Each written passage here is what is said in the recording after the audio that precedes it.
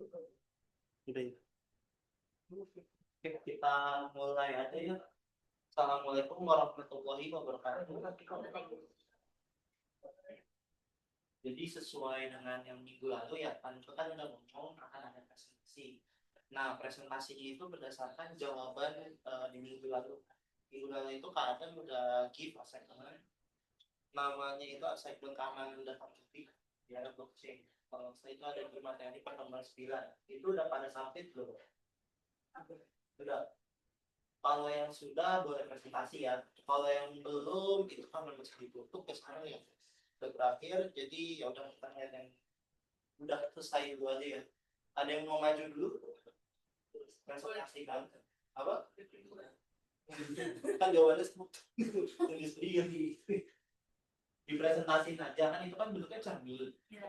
Dipresentasin aja kenapa coba kayak gitu. Alasannya kan kalian jawab pasti hasil sendiri kan ya, hasil sendiri gitu ya ceritanya.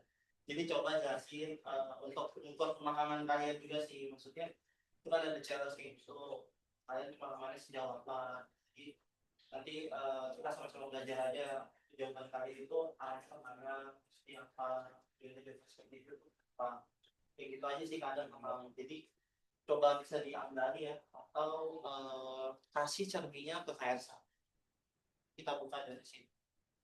Siapa duluan nih mau? Dimas mau duluan, Dimas. Dimas ya. Oh, Dimas udah. Yang tua-tua dulu sih. Oke, tua dulu. Waduh. Ayo duluan, ayo maju. Contoh. Kamu duluan.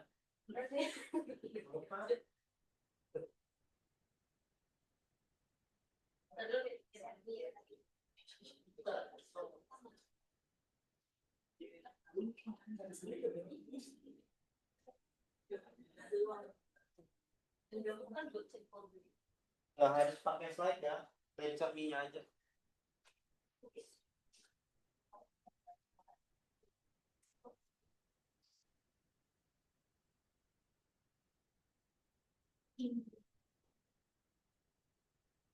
Boleh jawaban kota boleh.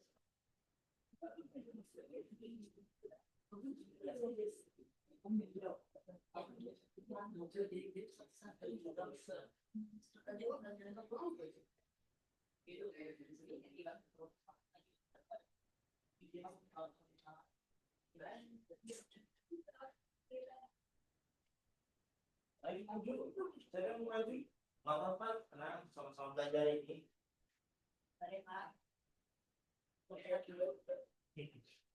Maju aja nggak ada sesi tanya. Ada sisanya Ada kan? sesi tanya. Tapi menjelaskan aja. Ada sesi tanya.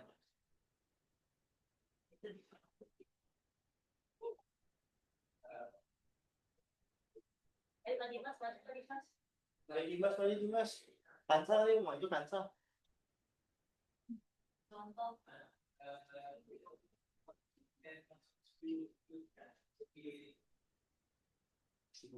Satu loh. Dia punya paket ya. Iya, apa di jalan? Pilih satu dokumen. Harusnya dia ingat sih. Iya kan. Dia udah bikin bisnis. Iya. Sedih lupa. Dan ini mau ada motif juga kan dia.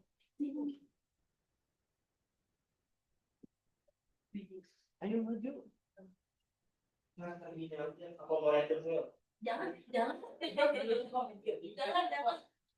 Gimana nih, ayo. Sesuai yang datang di sini kita randomnya kan.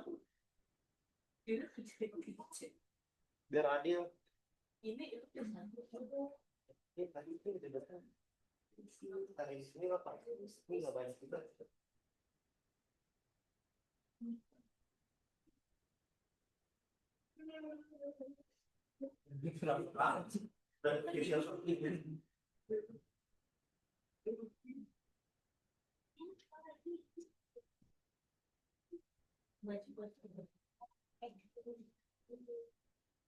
jadi itu jam 1 hingga 2.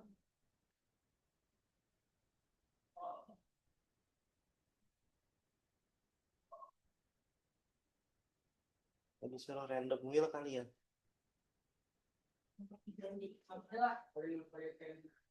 Nah, masuk Santainya di mas santai. ya pembukaan sana.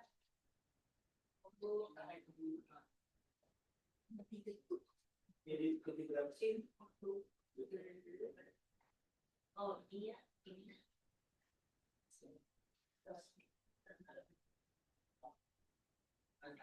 Ini tambah sih.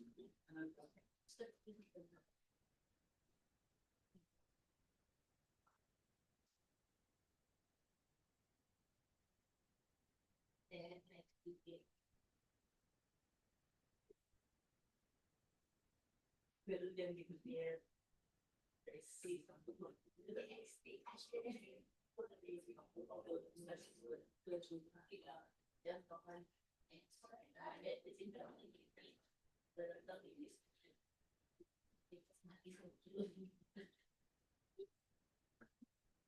ayo maju, siapa yang mau maju? Ayo katanya Dimas mau maju, Mas. Ayo, ayo maju maju.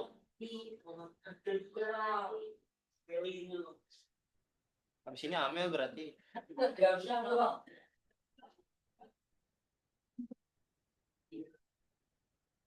Apa cerminnya? Cerminnya apa? Share di grup deh.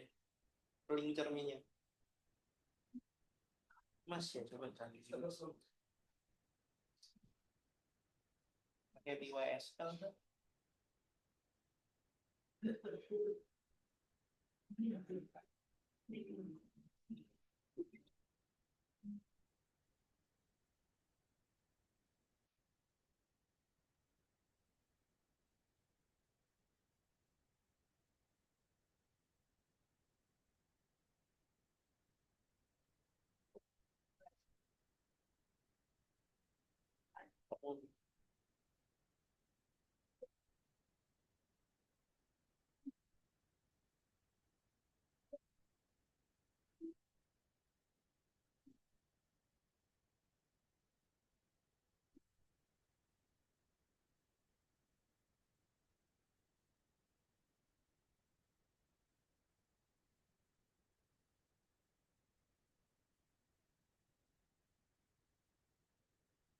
Dari email buka deh.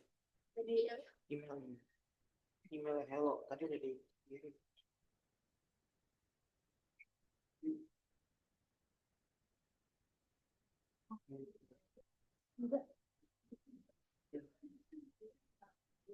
Hmm. jawaban Tapi udah disubmit. Yang penting isi lagi aja. Yang penting mah di ID-nya udah ada kan? Ya udah lanjutin dulu aja. Udah tuh Dimas. Coba.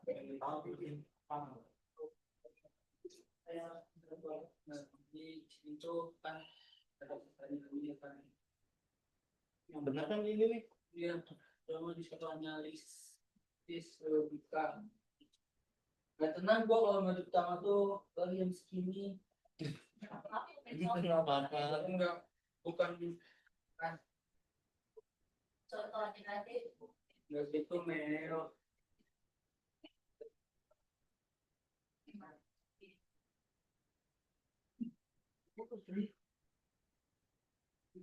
sini jawaban abang yang aja bang kita aja lah Udah maju, udah nanggung. ya yang apa nih Jelasin aja jawabannya ya. Jadi langsung ke jawabannya aja. jawabannya Iya, panjang banget soalnya. blockchain kemudian tidak transparan biasa kenapa komunikasi berbahaya masalahnya itu bukan di blockchainnya atau di portal sendiri masalahnya muncul justru karena ketiganya digabung dan saling memperingatkan masalahnya Scroll ya, misalnya logikanya itu kayak misalkan ke jawaban. blockchain pencatatan transparan semua orang bisa lihat ada transaksi misal sistem ini mencatat jam 9:01 kelihatan kita kejaksa proses satu akta kelahiran secara teori kita nggak tahu tuh kartu playernya siapa kan. Tapi masalahnya polanya kelihatan jam berapa, siapa validatornya, dan jenis dokumennya apa. Itu tercatat selama dan nggak bisa dihapus. Gini, terus ada gen itu asistennya dosen. Dosen ini membaca dokumen asli yang rahasia, lalu membuat ringkasan sebetulnya kayak ringkasan telah lahir anak dari Ibu Rina. Terus ini belajar dari data sensitif, risikonya ini berhalusinasi atau keceplosan dan menambahkan potongan data sensitif itu dari ringkasan publiknya. Terus yang ketiga ada suatu pemerintah itu pintu rumah yang menghadap jalan raya. Ini adalah tempat yang mengakses data, tempat hacker menyerang. Pintu ini bisa digedor, nanti di host dan macet atau dicongkel indeksi api biar nggak masuk.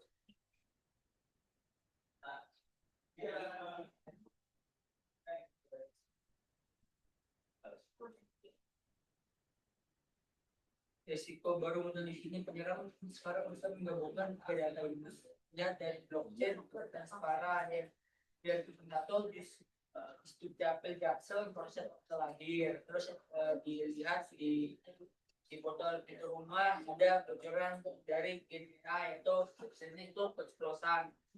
Terus yang kedua ini ada di dua skenario, yang soal kedua dua skenario hasil versus inskripsi.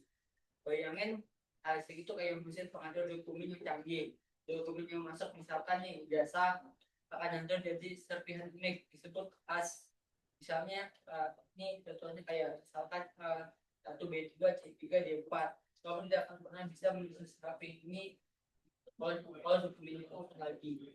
Kalau inskripsi itu bayangin itu kayak koper dengan gembok dengan dokumen contohnya dasar, kamu masukkan ke koper lalu kamu gembok isinya aman. Tapi kalau kamu tidak, kamu bisa gembok itu dan ambil dokumen itu seperti sebelah. Kayak skenario-nya di mana sehingga lebih tepat dan situasinya verifikasi kasih biasa di portal chip cair cerita Budi selama kerja perekonomian pokoknya itu apa Singkat banget ya, udah lanjut. terus soal ketiga tuh contoh data buatannya. Misalkan ini nih jadi waktu itu 2025 bulan 11 tanggal 14 jam 10.05 dokumen akta nikah koordinator KUA Kecamatan Menteng Kekasan, yaitu pasangan baru pria dan Sinta. Terus yang keduanya itu SID 502 waktu 2025 bulan 11 tanggal 14 jam 10.10 dokumen sertifikat tanah koordinator BPN Jakpus Ringkasan Menteng pemindahan hak atas nama Ria lokasi Menteng. Terus bagaimana penyebabnya? Penyerang melihat ada 3 kita dalam waktu berdekatan tentang 1 jam yang melibatkan Rian, semuanya diproses oleh di wilayah yang sama Menteng Jakpus. Dari 3 data ini penyerang bisa menyimpulkan dengan sangat yakin ada orang bernama Rian yang baru menikah dengan Sinta. Dia baru saja membeli properti tanah di Menteng. Terus yang keempat itu serangan ke website DOS atau distribusi denial of service. Ini penjelasan. Jadi kenapa bisa jadi? Bayangkan kalau loket layanan chipset itu cuma 1 pintu, dia cuma bisa melayani 100 per menit. Sekarang hacker ini menyewa ribuan komputer sedunia, ini namanya botnet untuk jadi zombie. Jam 10 pagi, hacker ini perintahkan semua zombie itu bersamaan datang ke loket chipset yang boleh minta layanan. Misalnya minta refresh alamat, pulang, sama harus terus. Akibatnya ada 500.000 pengunjung palsu yang datang 6 menit. Loket kita langsung kewalahan. Telepon kita sibuk melayani zombie ini sampai hack. Ya, itu lah bang. Ya bang. Oke, lanjut. Terus yang kedua lagi. Terus yang kelima ini strategi pertahanan. Terus untuk program jadi sebagai penjawaban keamanan sistem ini, strategi kita adalah membatasi kepercayaan. kita asumsikan semua bisa bocor, jadi kita harus pasangan berlapis-lapis pengaman. Pertama, kita wajib menerapkan data independen kalau cuma butuh status lulus.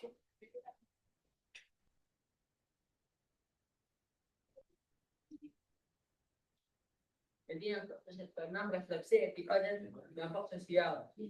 Menurut saya pribadi, kebocoran sistem ini jauh lebih berbahaya dari kebocoran sistem biasa. Ya bang, Ini Dimas ngerjain sendiri. ya bagi bantuan sih. Pakai bantuan siapa? Tapi paham nggak? Benar. Sedikit-sedikit lah. Sedikit-sedikit ya. Ini jawabannya AI banget sih, jujur aja nih AI banget. Hampir 95% ini AI pasti. Ya. Bener kan? Padahal udah kadang bilang jangan pakai AI. Oke, jadi oke lah. Thank you Dimas sudah jawab. Oke, lanjut ke yang lain ya.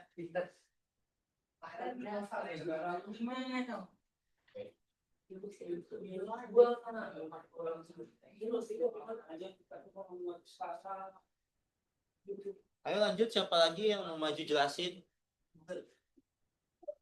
mengenai jawabannya ya?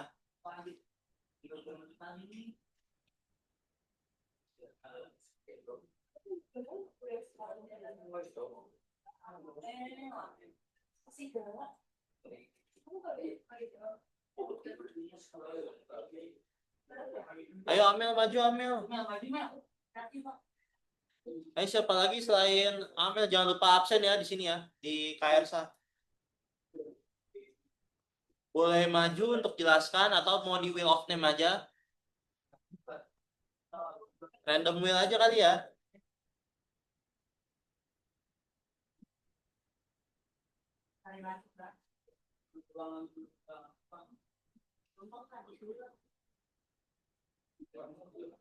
Mana lu di random wheel aja kan? Kita random wheel aja. Absen siapa? Yang absen. Nggak ada yang mau maju ya, random wheel aja berarti ya. Dari yang datang ya. Dimas mau maju lagi kan? Dimas mau maju lagi. Ambil aja namanya terus nggak usah lengkap tidak. Banyak kan? Di list dulu, nanti tinggal dimasukin ke random wheel. Random wheels. Nah, ini Steven biasanya mau maju nih Steven. Maju kan? Minggu lalu kan kalian kasih segmen. Nah, itu jelasin aja jawabannya kalian dari cerminya gimana. Next. Oke, next ya. Ini selanjutnya siapa? Amel, ayo Amel.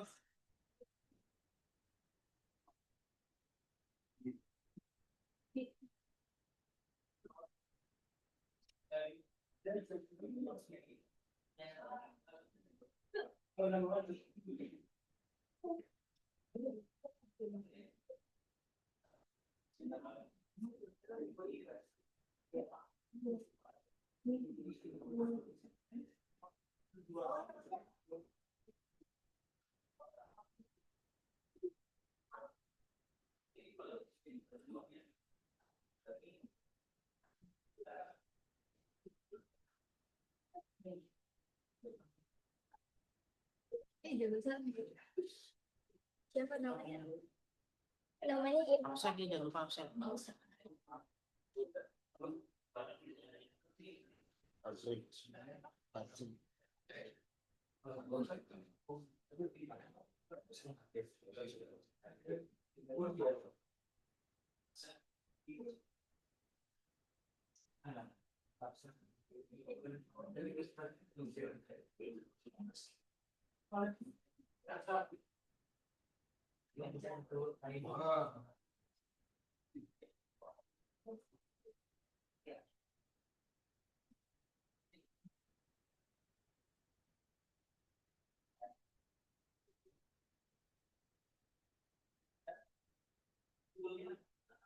Siapa lagi yang mau maju?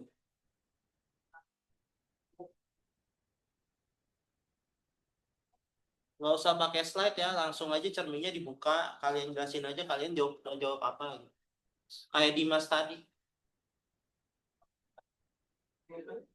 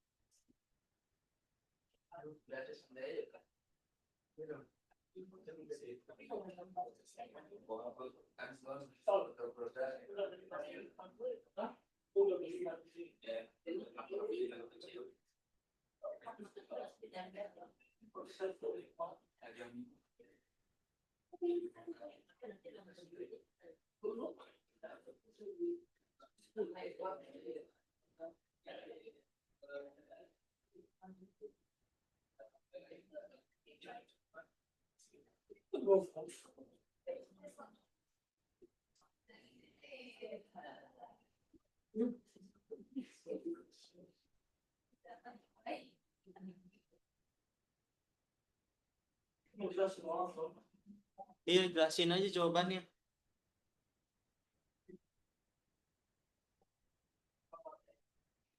Kita sudah selesai tadi. Yes, pada bulan apa?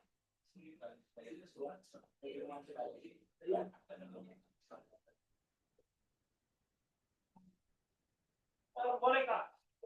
Oh ya udah, oke. Tipe.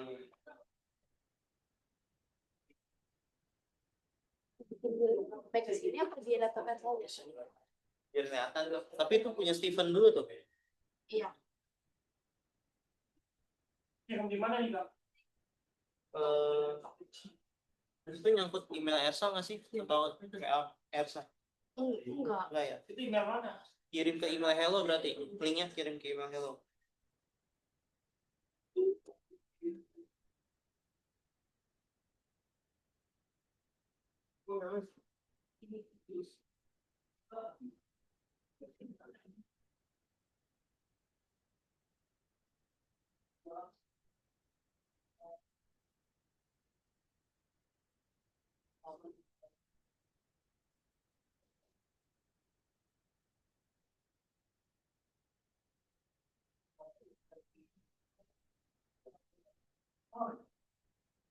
Udah itu ya, Sam.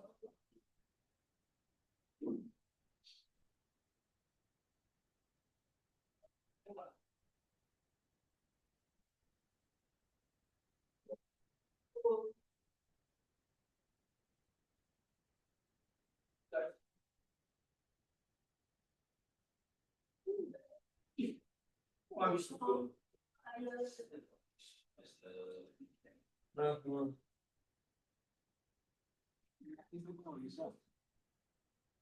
Bisa loh ada.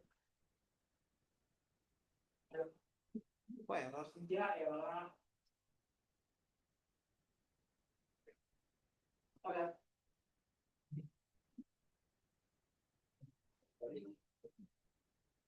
Kurang lengkap tuh itu. kurang lengkap kali itu ya.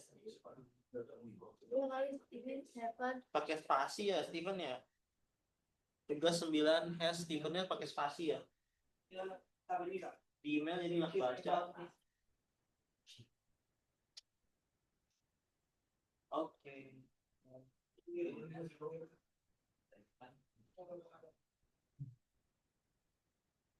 Kayaknya itu pakai spasi deh Elsa. Mesti di copy semua. Stevennya ya. Iya, di bawah. Udah. Itu Steven yang lagi. Itu harus lengkap tuh Elsa. Ya, sampai Steven sampai belakang. Kopinya. Iya, itu full harus di copy semua ya. Coba buka Facebook. Di copy dibuka.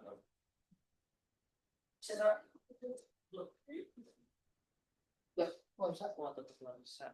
Berarti itu ada yang Steven.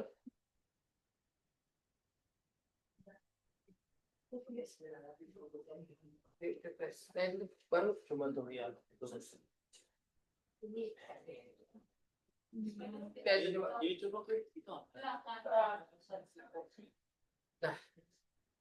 Oke, Steven. Oke, silakan Steven.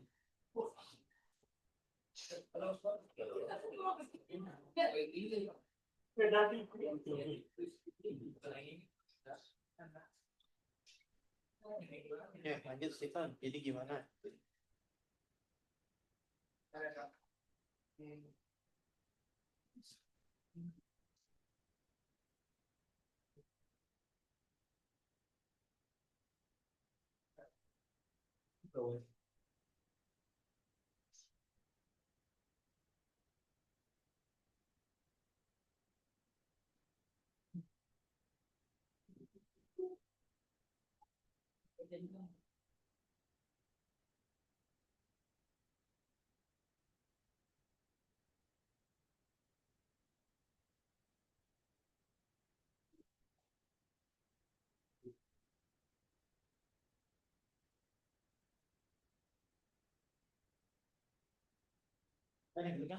Ya.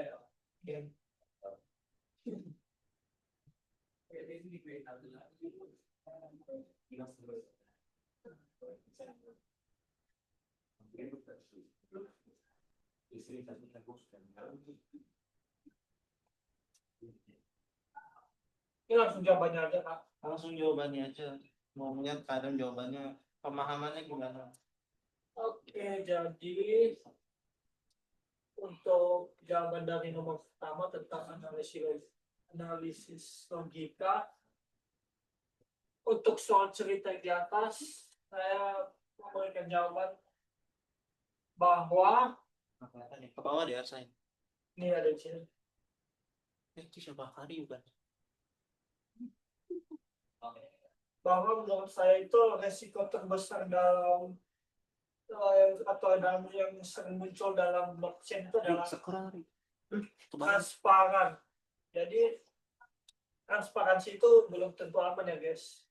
Jadi misalnya meski nama warga itu ditulis langsung atau pola waktunya ditulis juga dalam dokumen, itu bisa membentuk suatu identitas dalam blockchain tersebut. Jadi meskipun nggak lengkap, tentunya dia hanya menuliskan nama dan tanggal lahir, itu dari AI-nya sendiri bisa langsung generate gitu. Jadi bisa langsung ketahuan bahwa si pemilik A atau kita misalkan namanya Rina, terus ada potongan lain yang ke bawah lagi. Itu jawabannya Esa. Itu jawabannya. Nah, itu. Lagi di bawah di bukti nomor 1. Oke. Terlalu ke bawah. Yang mana Yang nomor 1. Nah, oke. Jadi gimana nomor 1? Jadi pertanyaan nomor 1 kan ini ya. Jelaskan dengan bahasa yang sendiri mengapa kombinasi blockchain publik, GNI dan portal pemerintah dapat menimbulkan resiko. Iya. Nah,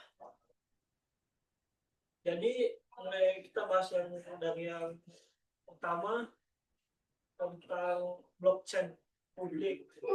Jadi di sini resiko untuk blockchain publik itu transparannya, Kak, transparansinya. Iya, transparan. Ya, jadi meski nama warga itu tidak ditulis langsung atau pola waktu juga bisa jadi suatu kemungkinan itu bisa jadi menyatukan putaran tersebut. Jadi identitas dari si pemilik tersebut bisa cepat ketahuan istilahnya. Jadi untuk yang kedua untuk AI-nya, jadi kan tadi saya jelaskan bahwa di blockchain itu namanya itu yang ditulis langsung, terus ada pola waktunya kan. Jadi misalnya nih ada AI yang dapat menyatukan atau menampilkan ringkasan dari nama-nama warga tersebut, jadi dia bisa menyatukan itu, Kak. Dari pola-pola tersebut dari nama meskipun tidak ditulis langsung, jadi bisa langsung ini terhubung lah istilahnya. Jadi AI ini bisa ngebocorin datanya. Ya, Betul. meskipun dari si blockchain publik tersebut hanya potongan nama lah istilahnya lah. Ya, Oke, kayak puzzle gitu. ya, Tapi dirangkum sama ya AI. generatnya. Dan untuk yang terakhir, ya, untuk portal pemerintah. Jadi tugas portal pemerintah ini, jadi dia kayak ini rangka penghubung dari semua dari blockchain sama generatnya. Jadi potensi kebocoran datanya itu nggak lagi kecil, kan, jadi kayak besar gitu. Jadi Besar. istilahnya kayak contoh kita buka jendela kita lebar-lebar, jadi kamu bisa lihat langsung lah istilahnya. Oke, jadi makin gampang Dicuri lah istilahnya. Jadi itu jawaban saya untuk nomor pertama. Iya, betul, satu betul. Nah, kedua, ada dua cerita kan, jadi pertanyaan nomor itu bagian A, situasi di mana hasil digunakan digunakan pada enkripsi yang jelaskan alasannya. Jadi alasan saya itu mengapa hashing yang digunakan pada enkripsi adalah pakai perumpamaan sih, kan. iya nggak apa-apa. Jadi kita bisa bayangkan Singkat aja. ya, contohnya di mana sistem blockchain tersebut ingin menyimpan sidik jari atau sidik digital dari dokumen warga. Kita bisa ambil contoh ijazah ya. Di sini hashing bisa lebih cocok karena tujuannya itu bukan untuk membaca ulang isi dokumen, tapi hanya untuk memastikan bahwa dokumen tersebut terjamin keasliannya. Jadi nggak mudah ditipu lah istilahnya lah. Jadi bisa diambil contoh saat kita mencocokkan cap jempol di KTP kan itu nggak mudah ya kalau kita memasukkannya. Jadi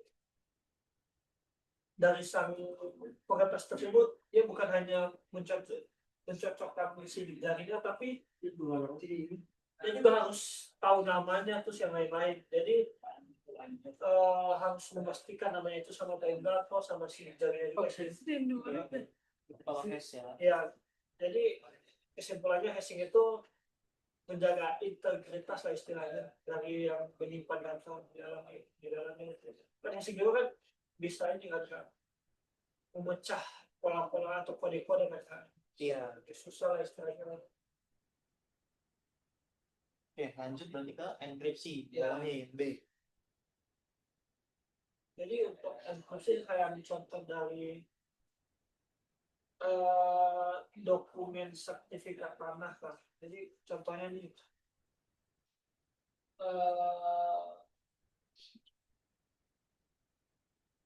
contohnya ada dokumen sertifikat tanah yang berisi nama dan alamat. Jadi di situ kalau hanya di hash itu isi dokumennya, kalau hanya di hash isi dokumen itu tidak bisa dibaca lagi. Makanya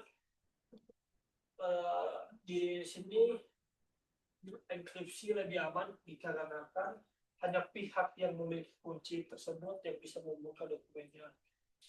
Jadi secara teknis itu hashing kan menjaga integritas, tapi enkripsi itu lebih ke menjaga rahasianya langsung sih, kalau lebih istilahnya lebih terjaga lah kalau kita mendapatkan enkripsinya. Jadi hal-hal pribadi seperti data di sertifikat tanah sama alamatnya itu dapat terjaga kerahasiaannya dan bisa terbukti juga keasliannya. Oke, Itu doang sih kan. jadi paham. Lanjut nomor berapa? 3. Ya.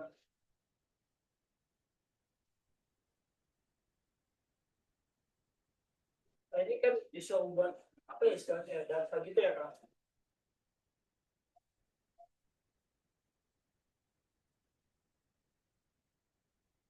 Jadi kita bisa untuk membuat format seperti soal nomor 3 yang bisa dilihat di sini. Itu ada waktu, dokumen, izin usaha, ternyata yang namanya. Nah, di situ pertanyaannya itu bagaimana penyerang dapat menebak siapa yang dimaksud.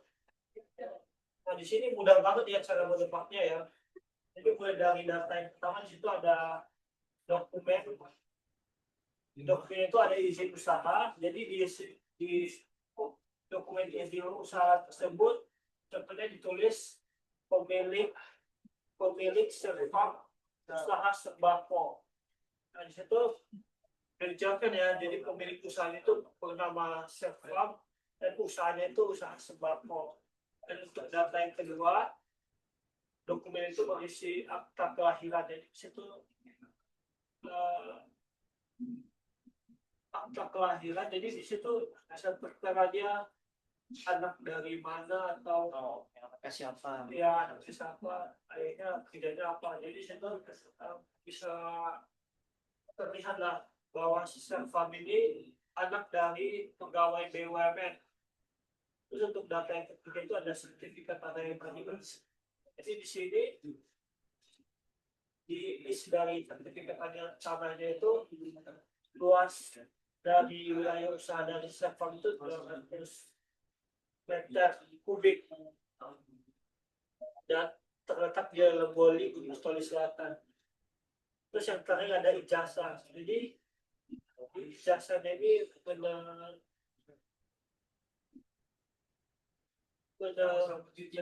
menjelaskan bahwa si Servam ini adalah alumni dari SMA Negeri 1 Gunung Stoli. Jadi dari puzzle-puzzle tersebut sang penyerang bisa menyatukannya. Jadi jika yang disatukan, Servam memiliki usaha sembako dan memiliki luas usaha sebesar 200 meter persegi yang berlokasi di Lemboli Gunung Selatan, dan dia itu anak dari pegawai BUMN. Terus dia itu alumni dari SMA. Jadi bisa dicari Transaksinya. Lanjut lagi. soal nomor 4. Jadi di soal nomor 4 itu bagaimana serangan website ke pemerintah.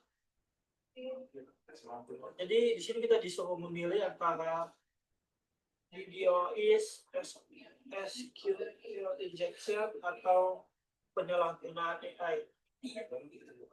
Jadi di sini saya memilih DDoS attack. Jadi di sini bagaimana caranya DDoS attack ini dalam serangan ke website pemerintah tuh sebenarnya bisa dibilang rumit, bisa dibilang mudah juga sebenarnya.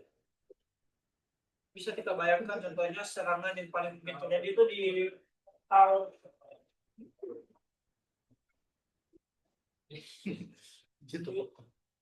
portal Chief Chain itu kepala namanya. Chief Chain. Yang mana portal di soal ini? Ya, itu apa ya?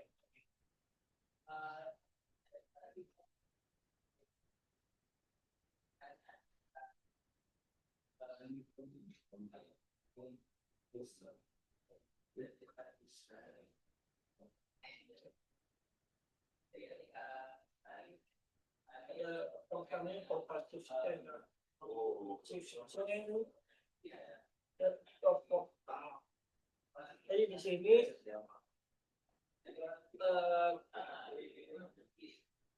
saya memilih sistem penjagaan di iOS Tech. Jadi karena serangannya ini sederhana, namun meskipun sederhana tapi lumayan mematikan sih kan saya. Sampai saat ini bisa. Jadi coba bayangkan aja nih kan, contohnya kita di pintu masuk gerbang, contohnya gedung pelayanan publik lah istilahnya, tiba-tiba kita diserbu berbagai apa ya istilahnya penyerang secara bersamaan. Cuman bukan untuk melayani kan, cuman kayak apa istilahnya nge-spam gitu. Jadi gara-gara spam tersebut dari si portalnya tersebut apa istilahnya error lah, Error. biasa kayak di Iya, Aidu atau di portal bisnis Iya. kita kalau bersamaan masuk semuanya kan biasanya error gitu ya. error. Tuh. Iya. Jadi dari si portal tersebut udah bergerak sama sekali, jadi jatuhnya ribet sih kak, bukan mustahil di ini dicegah, tapi dari si pemilik portal tersebut ribet lagi untuk memperbaiki dari portal yang ini. Jadi tujuan penyerangnya itu agar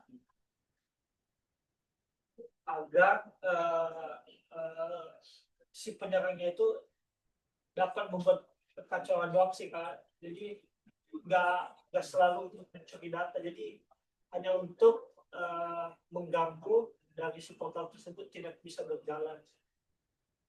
Operasionalnya juga. Contohnya apa ya kemarin ya, yang tiba-tiba down itu kemarin semalam kalau Kemarin, nggak salah. konter. Iya, saya kemarin lagi kerjain tugas tiba-tiba. ChatGPT ya. Iya, ChatGPT dari Berasa mungkin. X, iya bahasa sama sih kan. Berasa sih harusnya. Sekitar berapa jam ya kemarin tuh nggak nyampe ya. Lama itu lama. Iya. Saya kulik-kulik kan kayak pikir dari wifi saya melek, ternyata emang saya Emang dari lagi. berita emang lagi down. Iya. Jadi jatuhnya ini sih kan. Ya bisa ribet sih cara memperbaikinya. Jadi dari si pemilik portal tersebut sangat wanti-wanti sih untuk hal tersebut. Jadi untuk bagian IT-nya itu harus bersiap-siap akan hal tersebut jika kejadian. Terus untuk dampaknya itu ya sudah jelas sekali ya, lumpuh total Betul. dari website tersebut. Jadi itu bisa memberikan dampak bagi pengguna portal, bisa jadi ini sih dampak negatif juga untuk pemilik portal. Itu untuk mencegahnya, ini ada dua sisi kak. Jadi mencegah itu dari sisi pertama dari sisi teknis, itu bisa dipasangkan not black tracer, jadi agar beban dari server tersebut itu terbagi rata, jadi nggak satu ini lah. Freelancer.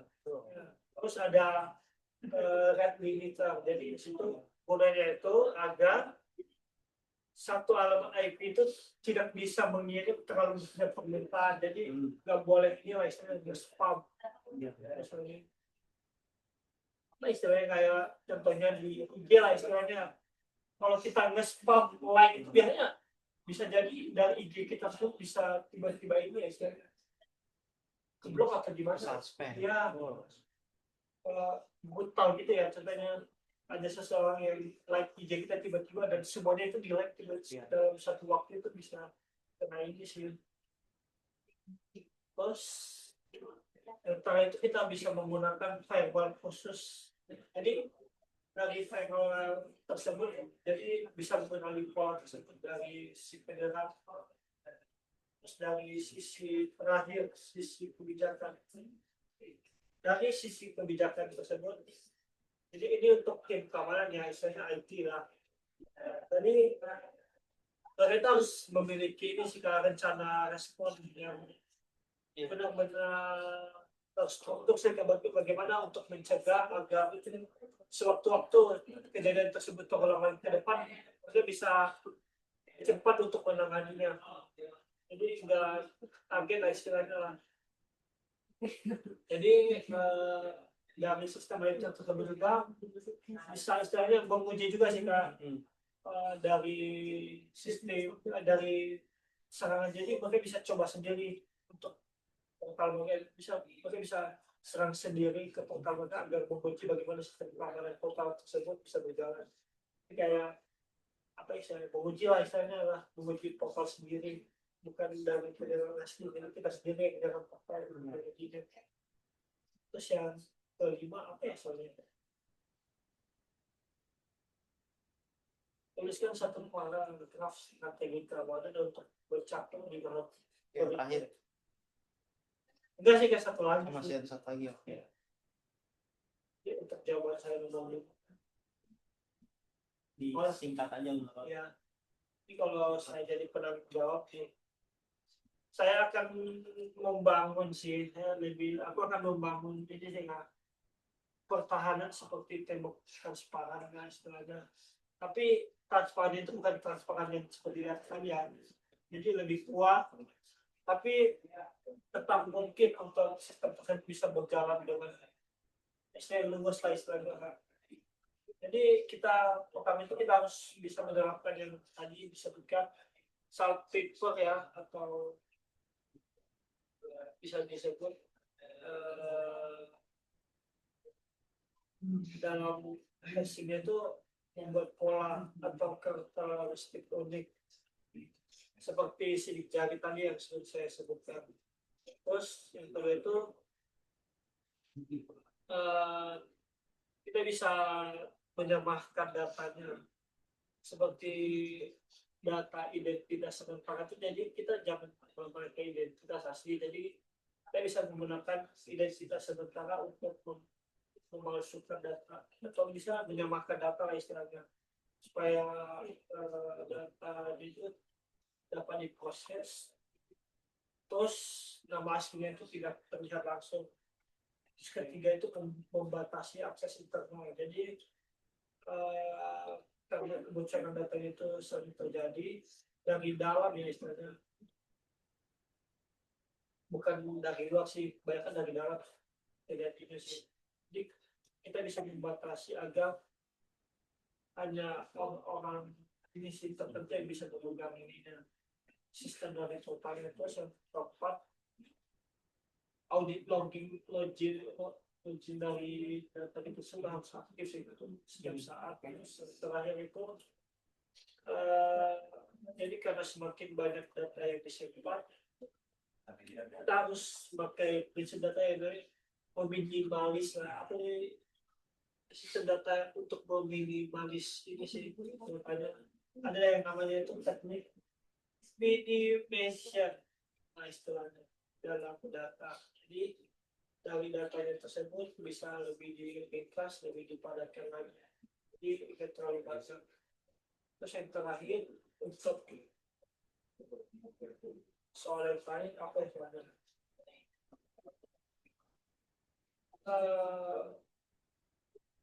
pendapat pribadi tentang mengapa kebocoran data publik dari sistem bisa lebih berbahaya dari kebocoran password biasa. Jadi kenapa surat tersebut bisa lebih berbahaya? Karena lukanya tersebut atau data dari dalam tersebut nggak bisa diganti sih Kak istilahnya. Jadi kayak identitas terus sejarah hidup itu tidak bisa dihapus dari media digital yang asli. Contohnya di Dukcapil, nama kan susah banget untuk diganti ya istilahnya. Jadi sekalinya bocor itu bakal terpampang jelas langsung di dinding internetnya, di dashboardnya. Tapi contohnya kalau kebocorannya itu hanya password, kan password masih bisa diganti lah kan. Jadi nggak terlalu berbahaya istilahnya. Jadi untuk kesimpulannya lebih menjaga data sih Kak. Untuk harus lebih terstruktur jika kita ingin menyimpannya, terutama data-data yang bersifat sensitif seperti nama, tanggal lahir dan lain-lain. Atau nama ibu sih lebih sering sih karena nama Nama ibu. ibu. Ya, Paling startup di mana-mana sih. Jadi banyak ya semuanya. ya contohnya kita jangan semena-mena sih kak. Contohnya ada teman yang lain nama ibu kamu siapa, jangan sebutin nama asli, Iya. nama ini lah itu. Nama panggung lah sih, nama panggung. Nama ibu kamu ibu siapa itu yang lengkap sih itu sih kak. Sekian sih dari penjelasan saya. Oke, terima kasih ya Steven udah bisa ketemu lagi. Jadi kurang lebih ini jawaban yang memang menurut Kak Adam ya, ini diketik sama Steven sendiri ya berarti ya. Oke. Kalau bukan Kak Adam nih, karena bahasanya ada serval, ada sampai ada kelahiran ya, kotak kelahiran ya kalau nggak salah itu ya. Oke. Oke, bisa lanjut. Oke, sebelum lanjut ke selanjutnya nih. Kak Adam mau tanya, waktu itu kan ada kelompok yang maju ya. Ada nggak yang belum maju? Dari kelompok ini? Belum maju sama sekali untuk presentasi yang tentang yang sudah dibagikan sebelumnya. Iya, yang sebelum UTS. Ada nggak yang belum maju? Ada yang belum maju? Mau maju sekarang atau enggak? Hah? Iya, masih ada yang belum. Jadi yang belum itu belum dinilai ya. Maka belum dapat nilai juga. Jadi mau gimana? Siapa yang belum? Ada berapa? Yang belum siapa yang belum? Belum. Oh, udah. Nggak lengkap, nggak ada kelompoknya. Kok baru ngomong?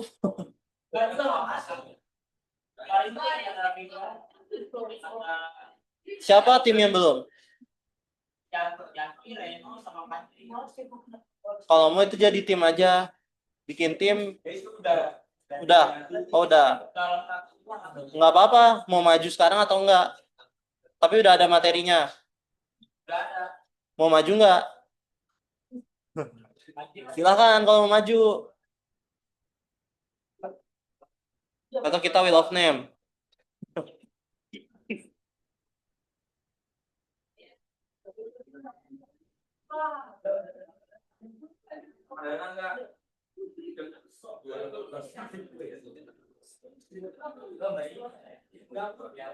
Ayo gimana timnya? Mau maju nanti atau sekarang?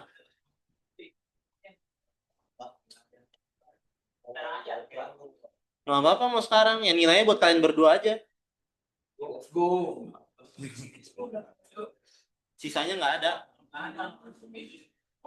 Di Zoom. Tapi ini masuk nggak sekarang? Namanya siapa sih? Yang di Zoom itu? Zaki sama? Ada nggak? Ersa. Ada bukan? Zaki siapa? Ada di Zoom. Terus sama siapa? Reno. Reno ada nggak? Nggak ada Reno. Ya udah, terserah kalian mau maju atau enggak. Atau kita lanjut.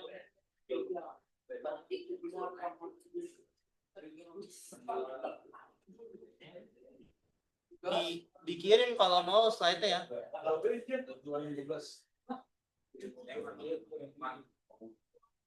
Katanya minggu depan aja berdua doang katanya. Berdua aja. Depan aja. Depan malam ini kok hidup.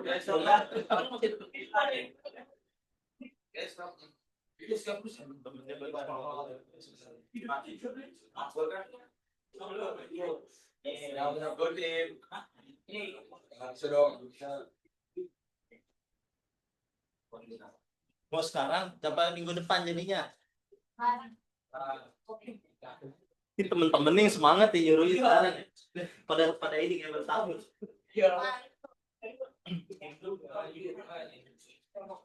Lu sekarang. Oh, berarti kirim ke ini. Hello.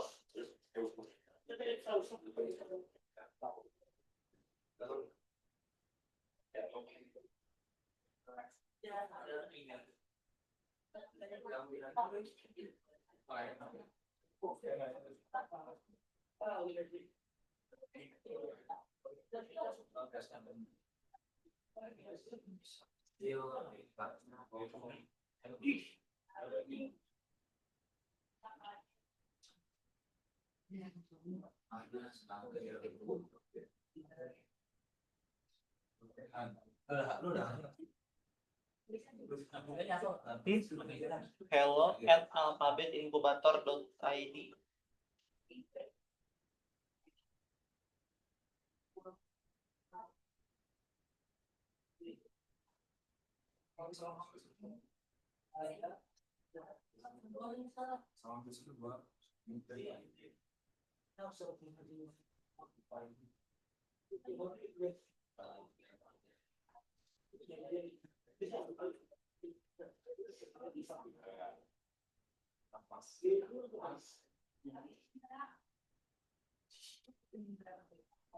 Jadi gimana? Jadi maju? Ini udah maju. Ya udah, oke. Nggak apa-apa kalau maju.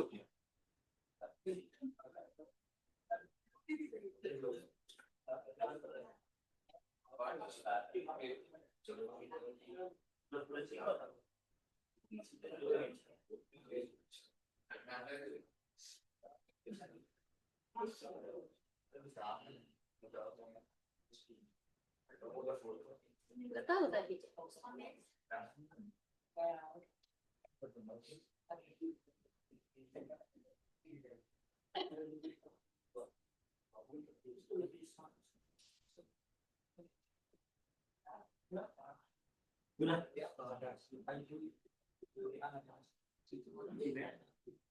Email, buat minta di sini soalnya. Nih, nama email. Datang ya dia. Pasti gede. Oke. Jadi gimana ya? Datang ya nih. Yang sosok.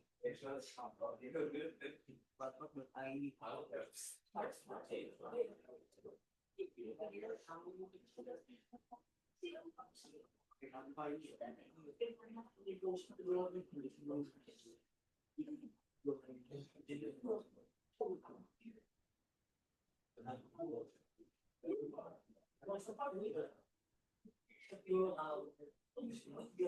Iya, betul.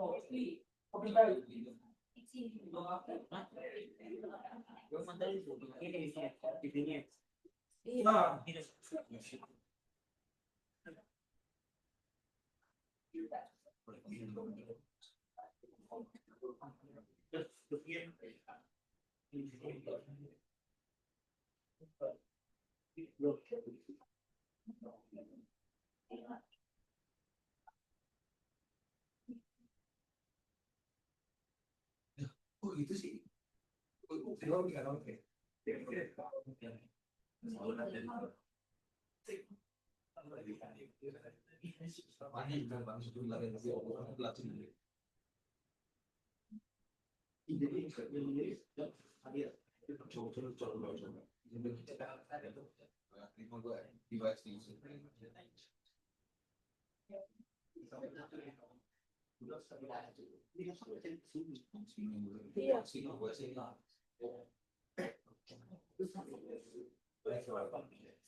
kan yang di grup Asus ini itu kan ada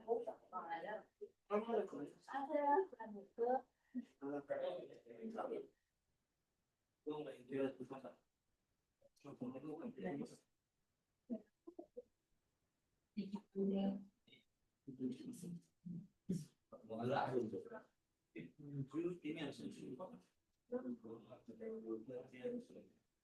Halus deh.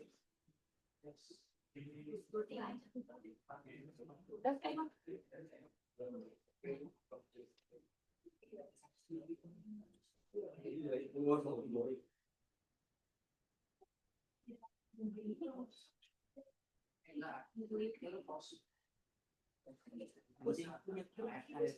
bilang next ya kalau kami next slide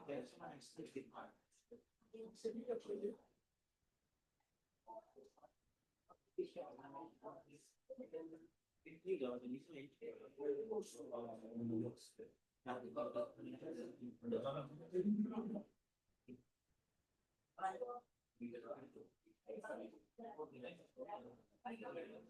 Si Assalamualaikum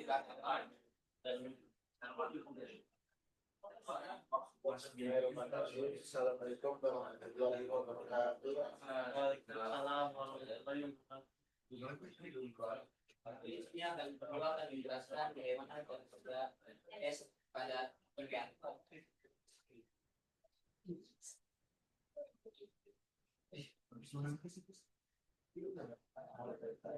kriptografi teknik menjaga kerahasiaan dan keamanan informasi melalui enkripsi dan enkripsi. Pertama, itu adalah kerahasiaan, keaslian, integrasi, anti penyelenggarakan, non-retrieval, dan retrieval. Extra.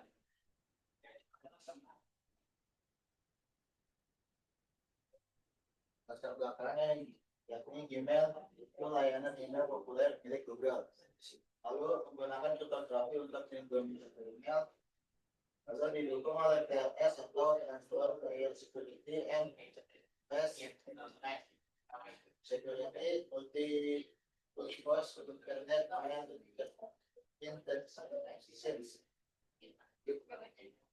Intelligence. Itu tujuannya itu menjelaskan penerapan kriptografi di Gmail, memahami cara kerja enkripsi email. Itu mengetahui metode yang digunakan TLS, S-MIME, dan hash. Menganalisis kelebihan dan kekurangan Gmail. Next. Jaraknya enkripsi email, pengirim menulis email diencrypsi dengan TLS. Email dikirim oleh hacker tidak bisa membaca karena berbentuk hypertext. Ketiga, penerima membuka email berisi deskripsi jadi plain text. Yang keempat, interface bisa pakai S9 untuk tanda digital dan deskripsi end-to-end. Itu metode di email TLS melindungi email saat transit. S-MIME pakai kunci publik, privat, dan tanda tangan digital. Algoritma hash menjaga integrasi isi Gmail. Kesimpulannya yaitu Gmail memakai TLS dan S-MIME untuk menjaga keamanan komunikasi. Kriptografi sangat penting agar email tidak mudah disadap. Email tetap aman jika mengamankan juga menjaga password dan perangkatnya. Oke, terima kasih Kak. Ada yang mau ditanyain nggak? Ada yang mau ditanya nggak? Sesi tanya ya.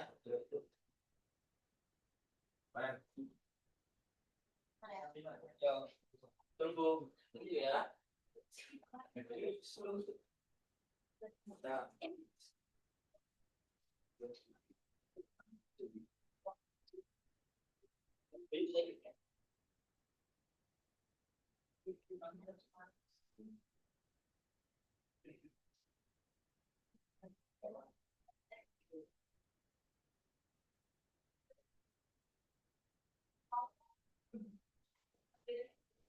Gimana nih lanjut? Nilai. Bisa balik juga selanjutnya kalau itu. Oh, itu step berapa? Step berapa Rul? Ya, coba terus.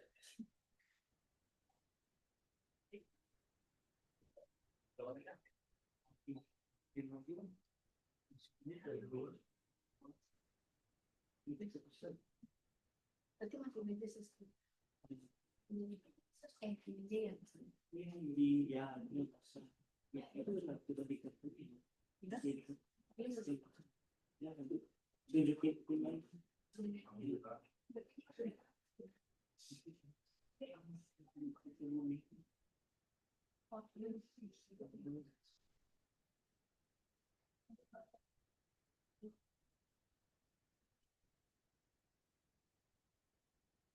Oke, kalau pertanyaannya Yang misalnya Ya, mengapa kriptografi itu penting dalam pengiriman paralel? apa ya? Kalau kita sih pakai pemikiran sendiri sih.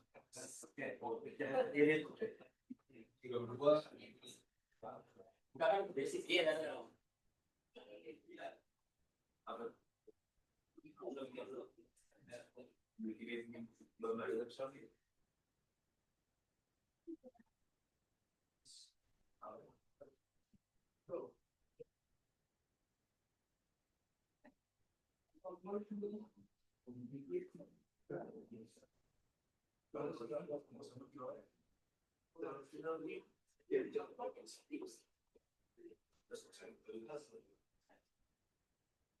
Oke, saya akan menjawab pertanyaan dari aku. Kenapa kriptografi sangat penting dalam email? Karena agar tidak dapat dikubur oleh karena banyak orang incar email agar mudah dapat akses ke semua jaringan. apa ada yang lain sih tadi?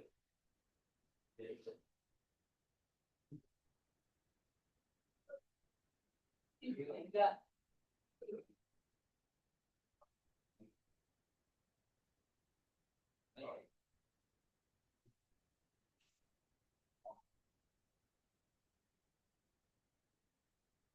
Ada nanya apa? Ya udah, ada gitu nanya itu. Kita aja mungkin Udah. Oke, lanjut lagi. Ada lagi yang mau tanya?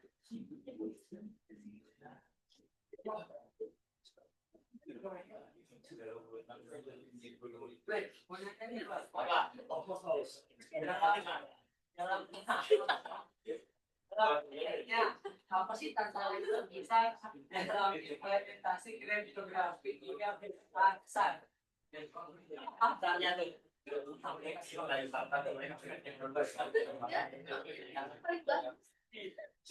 Dalam prakteknya apa tantangan terbesar dalam implementasi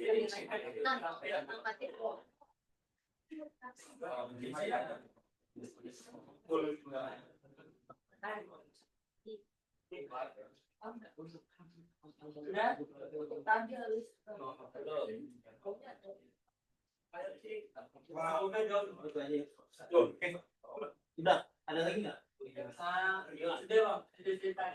Tapi nggak tahu nih mereka pas apa jawab dulu lah. Ada lah. Itu pertanyaan lagi.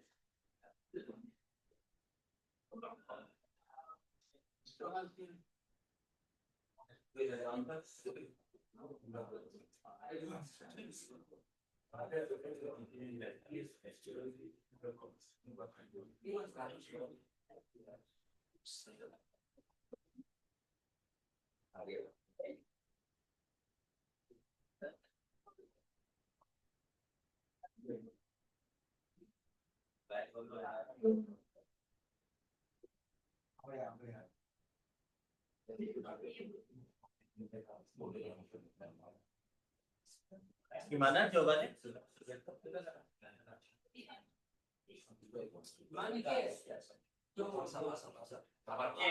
Tantangan besar bukan hanya teknis, tapi juga manusia dan organisasi. Mulai dari Baca.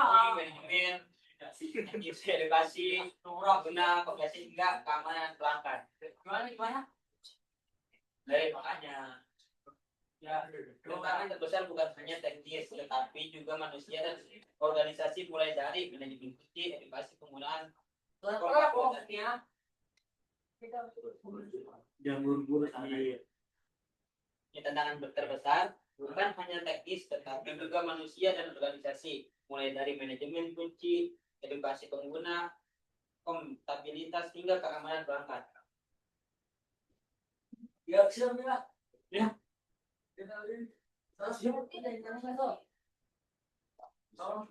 Gimana ya?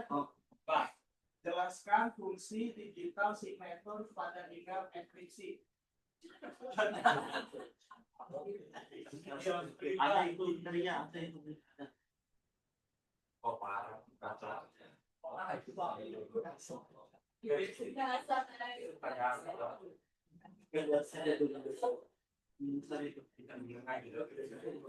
Ideal itu.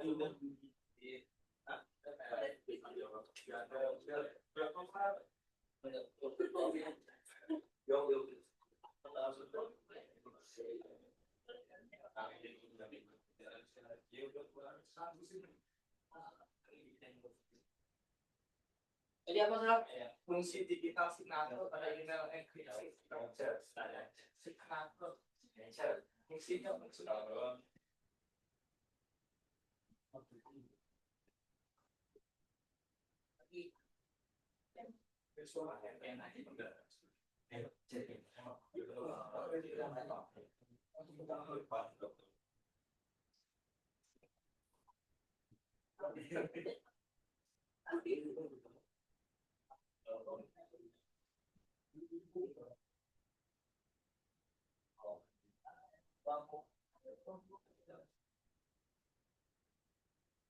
Ayo gimana jawabannya?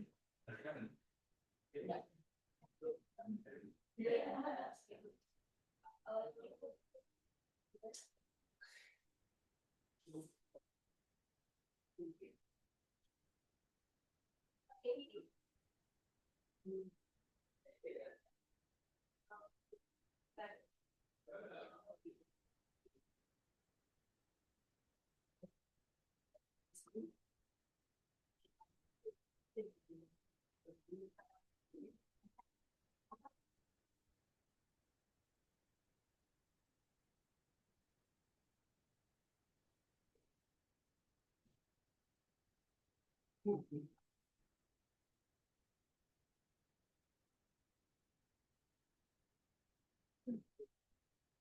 saya akan menjawab pertanyaan dari Solar. Jawabannya, tentunya tanda tangan email berfungsi untuk menghemat waktu Anda dan secara bersamaan meningkatkan kredibilitas dan efektivitas komunikasi Anda. Tapi itu orangnya apa? Bukan dulu, Dan oke lah jawabannya. ya. Oke, berarti udah cukup ya. Parah ini Mas. Oke, ya Dimas, ya udah Dimas. Oke, gitu tuh. Oke, mungkin ya dari orang kedua, kurang lebih yang lainnya. Assalamualaikum warahmatullahi wabarakatuh.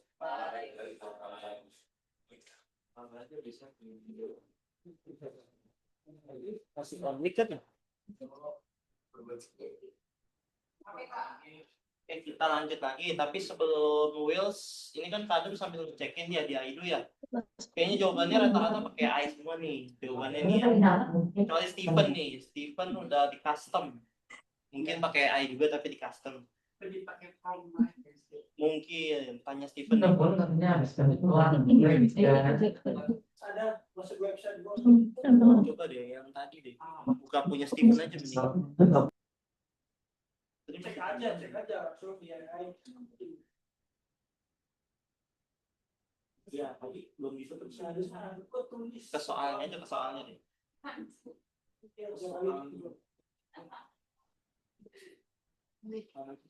Oke, agak gede gitu. Ini ke atas satu. Udah gini. Oke, jadi jawaban Steven tadi sebenarnya itu udah mendekati benar. Itu jawabannya versinya yang seperti itu yang Kadam dan Kanuka inginkan. Tapi sebenarnya soal tugas ini belum ada nilai. Jadi kalau kalian udah submit, walaupun udah submit di IDU, kalian masih bisa ubah. Kalau kalian mau ubah kayak gitu. Sebelum Kadam memang Kanuka nilai. Kalau tadi kata Kanuka, biarin aja Steven yang paling gede, yang lainnya biasa kayak gitu. Tapi terserah kalian, kalau kalian nanti kadang baca lagi ternyata udah berubah, ya udah mau nggak mau kadang harus nilai lebih besar lagi kayak gitu. Jadi kalian berharap jawabannya itu jawaban yang memang pemikiran kalian gitu loh, bukan full dari AI. Nggak apa-apa pakai AI, tapi kalian harus poles lagi. AI itu semacam bantuan untuk kalian pahami gimana sih jawabannya, terus kalian rangkai lagi kata-katanya nih, oh ini kayak gini rangkai. Kayak Steven tadi itu dia sampai pakai kata-kata yang memang hanya dia yang tahu gitu loh. Nggak mungkin AI kenal itu servam, dia lahirnya di mana, keluarganya gimana, kayak gitu. Nah, kalau untuk soalnya ini nomor satu itu kan lebih ke arah kenapa harus gunain blockchain, GenAI pada portal pemerintah gitu ya. Alasannya aman atau enggak gitu loh. Itu kan sering jadi kontroversi ya. Tanpa blockchain aja pemerintah udah sering kena hack ya sama Biorka kayak gitu-gitu kan. Gimana itu ada blockchain sama GenAI, itu udah lebih maju lagi. Sebenarnya itu ada paradoks juga ya, paradoks transparansi. Di balik kalian udah tahu blockchain tuh di sini. Udah tahu ya? Ada yang main blockchain, crypto kayak gitu, udah paham kan ya? Jadi kalau yang bagi yang belum paham ya, secara singkat ya bisa dipahami blockchain itu seperti ledger, buku catatan besar. Ada yang tahu ledger nggak di sini? Buku catatan nih, kalau kalian catat sesuatu, kalian maka catat. Anggap aja itu buku yang bisa dilihat siapa aja, catatan umum gitu loh. Nah, blockchain itu akan catat apapun yang terjadi di sistem itu. Misalkan ini sistem pemerintahan, maka semua data pemerintahan akan dicatat di situ. Kalau kalian tiba-tiba ganti nama, itu akan dicatat. Kalau kalian tiba-tiba ubah data sesuatu, entah kakak atau apa, itu akan berubah juga. Itu blockchain seperti itu. Nah, GenAI ini yang sering kalian pakai, ChatGPT, Gemini, kayak gitu. Nah, jadi di sini maksudnya si blockchain publik ini kalau misalkan digabungin sama kecerdasan buatan untuk data di pemerintah, itu kayak gimana? Nah, itu ada dampak negatifnya juga ya. Jadi, pertama, kalau blockchain itu kan publik. Oke lah, semua orang bisa ngelihat. Tapi kalau data pemerintah kan berarti data sensitif ya, privasi kalian kan, entah nomor KTP atau apa. Bisa dilihat siapapun, gimana menurut kalian? Nggak bagus kan ya? Jadi sebenarnya blockchain itu aman karena transaksinya itu bisa dienkripsi. Jadi walaupun kalian itu ngisi datanya bisa dilihat siapa aja, tapi sebenarnya data kalian bisa dienkripsi. Jadi enkripsinya yang disimpan di dalam situ. Tapi gimana ceritanya kalau misalkan itu ditambahin GenAI? Kalau GenAI itu kan dia akan pelajarin semua apa yang ada di dalam blockchain. Kayak gitu kan. Mau yang tersembunyi ataupun yang enggak. Jadi kalau si AI-nya nggak dikontrol sama kita, misalkan jawabannya jangan sampai ke menyentuh privasi, itu dia akan bocorin semua yang dia tahu. Misalkan contoh ya, ini korelasinya sama soal nomor 3 juga sih, nomor nomor enggak ya nomor 3 betul. Nah, contoh ya, misalkan kalian dalam 3 transaksi ini, misalkan contoh transaksi pertama kalian nyimpan data nama kalian, tanggal lahir, terus ya pokoknya data pribadi kalian. Yang kedua, kalian kerja di mana. Yang ketiga, nama ibu kalian siapa. Kayak gitu tuh contohnya. Itu GenAI bisa baca. Ini berkaitan atau enggak tiga-tiganya. Kalau berkaitan, kalian tinggal tanya aja. Si hacker tuh nggak perlu susah payah untuk cari tahu ngebobol si blockchain. Dia tinggal cari tahu aja. Kalau misalkan contoh Amel bener nggak lahirnya di Tangerang? Tinggal dia cari tahu aja, oh Amel ternyata tinggal di Tangerang. Dia nemu lagi, oh Amel ternyata dia jalanin usaha ini, dia orang tuanya ini. Itu AI bisa tahu dan bisa bocorin. Karena AI itu bisa cari tahu, oh ini sama ini ada korelasinya nih, maka ini berhubungan datanya. Dia bisa bocorin itu. Tapi kalau kalian nggak protect itu kalau kalian protek itu bisa dicegah kayak gitu. Itu contohnya ya. Itu kalau misalkan di pemerintahan itu bahayanya kayak gitu, kebocoran ya. Jadi AI itu sebenarnya bantu, tapi sebenarnya bisa bocorin juga. Termasuk yang di Open AI itu sempat terjadi kebocoran juga.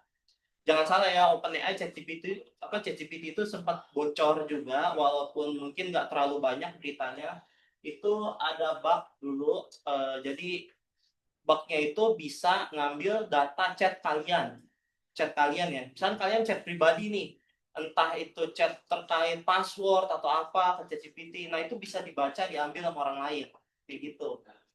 Jadi itu udah lama ya, maksudnya udah sekitar 1 tahun yang lalu itu pernah kejadian kayak gitu, termasuk DeepSeek. Ada yang tahu nggak di sini?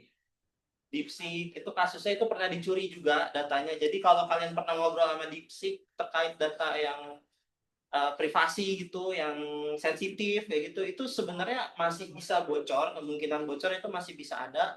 Makanya jangan terlalu share sesuatu yang terlalu sensitif ke AI. Kalian boleh tanya-tanya, tapi jangan yang terlalu sensitif banget. Misalkan sampai kalian sering upload KTP atau apa kayak gitu, itu jangan. Nah, itu takutnya khawatir kayak gitu.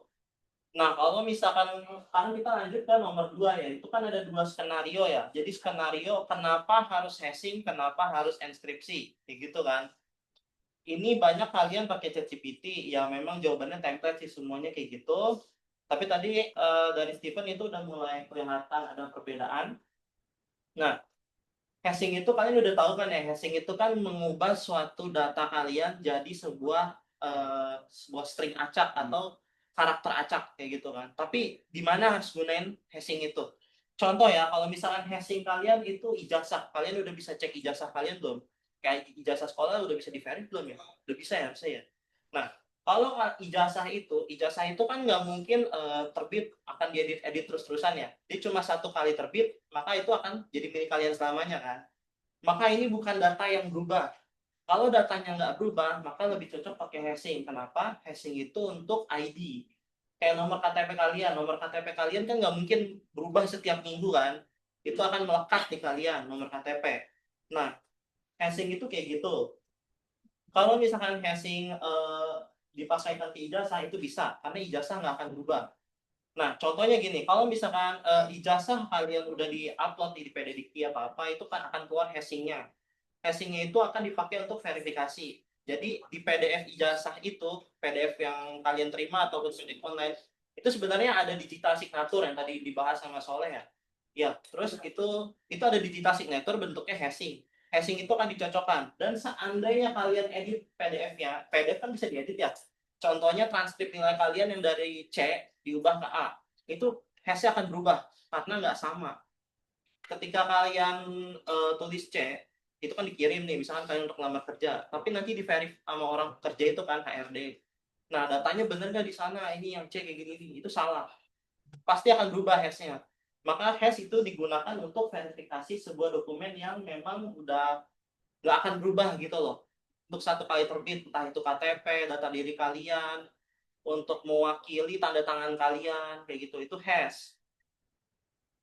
Lalu kalau untuk enkripsi itu skenario-nya kalau misalkan contohnya riwayat medis kalian. Riwayat medis kan selalu berubah ya.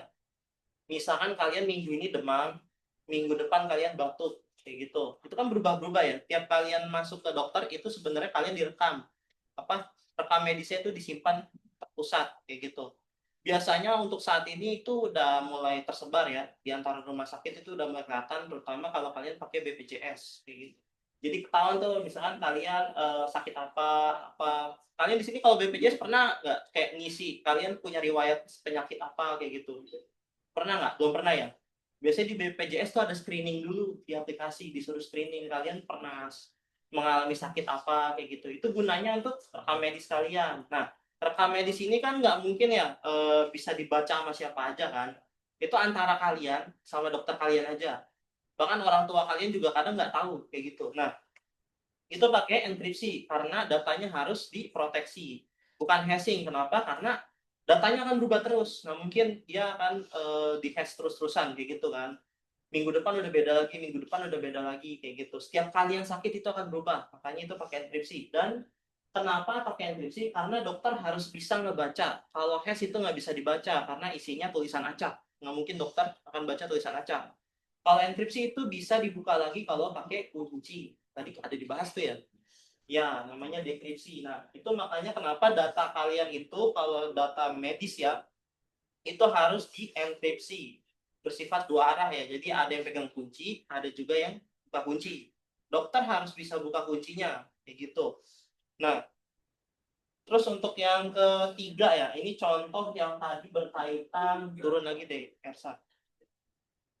Nah, ini ya sampai 4 ya. Oke. Kalau ini sebenarnya ini contoh dari blockchain ya. Ini blockchain transaksinya kayak gini.